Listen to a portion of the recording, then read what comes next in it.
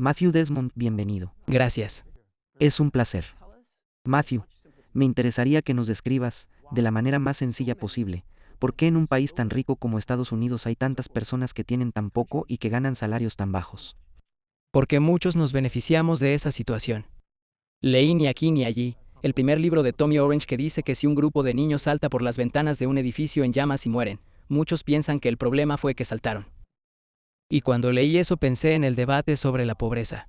Porque siempre nos enfocamos en los pobres, cuando en realidad deberíamos concentrarnos en el fuego, en quién lo encendió, y en quién se está calentando las manos con él. Y creo que esa es una frase que simplifica todos los argumentos. Restamos importancia a algunas vidas para enaltecer las de otras personas.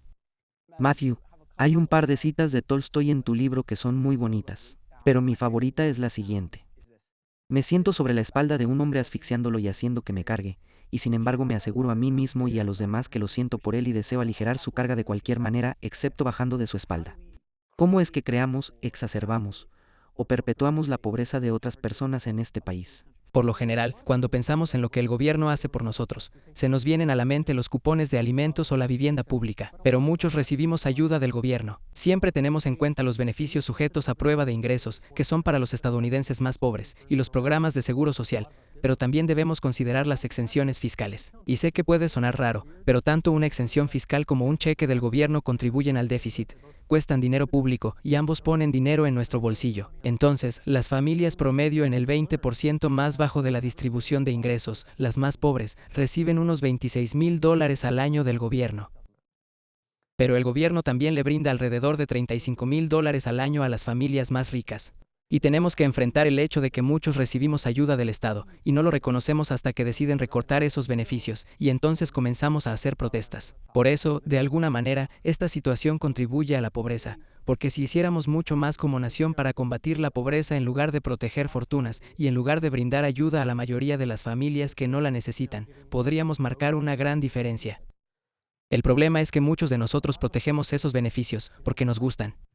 Me interesa debatir sobre la forma en la que tendemos a pensar y hablar sobre los trabajadores pobres. En la década de 1780, el escritor Joseph Townsend dijo que a los pobres les faltaba el orgullo, el honor y la ambición. Y en los 80, The Smiths escribieron una canción que decía que los pobres y los necesitados eran egoístas y codiciosos, aunque fue en tono de broma. ¿Por qué esa imagen de los pobres ha durado tanto? Creo que ese concepto nació como la propaganda del capitalismo, porque los primeros capitalistas tenían un problema, y era cómo hacer para que las personas que llevaban un buen estilo de vida en sus tierras se mudaran a otras áreas para trabajar en fábricas, minas de carbón o molinos. En ese entonces, ese era un gran inconveniente, y la solución fue instigar el hambre. A esas personas se les quitó el acceso a las tierras, se les hizo trabajar para ganarse el sueldo. Entonces, cuando surgió el capitalismo hubo que crear un gran gobierno, porque se necesitaban leyes, aranceles y ejércitos para proteger la propiedad. Pero ese gobierno grande también podía repartir el pan.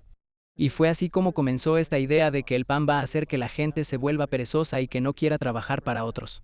Y ese tipo de propaganda se ha repetido una y otra vez a lo largo del tiempo. Por eso creo que si vamos a acabar con la pobreza en Estados Unidos, que es algo que deseo fervientemente, algunas personas tendrán que recibir un poco menos del gobierno. Pero creo que si abolimos la pobreza, todos viviremos en un país más seguro, más vibrante, y por ende, un país más libre. Así nadie tendría que preocuparse porque sus hijos se queden sin recursos. Entonces, pienso que terminar con la pobreza no se logrará sin sacrificios. Creo que muchos de nosotros, incluso aquellos que gozamos de una buena situación económica, anhelamos esto. Hay que pensar en todos los pobres que podrían haberse convertido en ingenieros, científicos y genios de la computación. Así que creo que aprovechar el potencial de todos los ciudadanos sería una victoria para mucha gente.